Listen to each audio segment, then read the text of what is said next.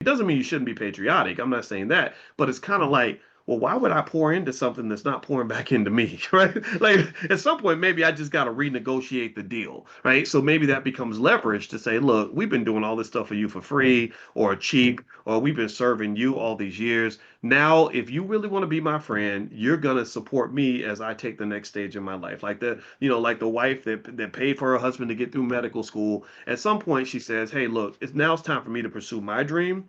And I need you to support me the way I supported you. When somebody says, well, I'm not going to do that, well, that tells you the nature of the relationship. The relationship reveals itself at that point because there's not clear reciprocity. There's not a symmetry in terms of loyalty and support. Do you understand what I mean? So I think that, when we talk about things like equality and freedom and fairness and everything else, fairness shows up as symmetry. It shows up as saying, look, if you want me to do something for you, then you should be willing to do the same thing for me, because that means that we're equals. But if you expect me to do something for you, but you're not willing to do that for me, then that's an imbalanced relationship. That's you kind of telling me I'm your subordinate, and I need to understand that.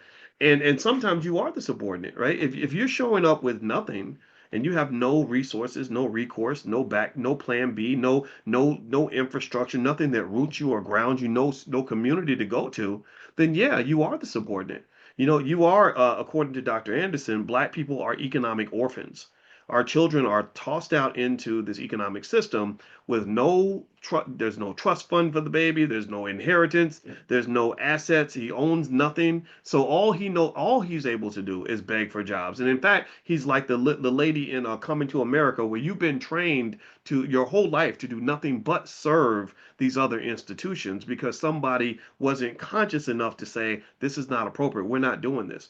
You're serving the family first, and then if you want to go out in the world, you can. But the family is what should be top priority. The community is top priority. That's who you're serving. You can be in it, but you ain't got to be of it. So ultimately, I would say that this is one of the reasons why, if you want to know the Black Business School's core of three, we believe Black people should educate our own children, create our own jobs, support Black-owned businesses. If we educate our own kids, we can shape their priorities, we can shape their agenda, shape their perspective, right? Look, this is where it's at. This is where the value is. Wealth is a perception. Wealth is something. If people don't see the wealth, then the wealth does not exist. Like beauty. If people don't see the beauty, then is the beauty relevant at all, right? So if you want to be seen as beautiful, you have to be in a place where people can see that beauty, right? And so ultimately, we as black people, we have a lot of beauty about us. We have a lot of wealth and power about us.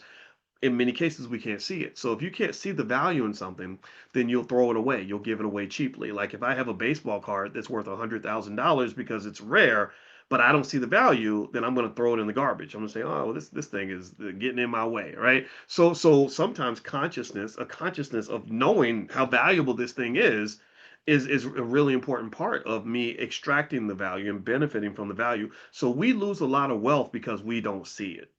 That's my point. We lose a lot of wealth because we voluntarily give it away because we think it's worthless. And I think society does that. I think society teaches us that we're worthless unless we're validated. And wealth works the same way. Like if you have art and they send it to Sotheby's and they pull out the microscope and they're looking at it and they're like, oh, this picture of a bird. Oh my God, it's a Rembrandt and it's an 1842 or 1788 and blah blah blah. And look at the textures.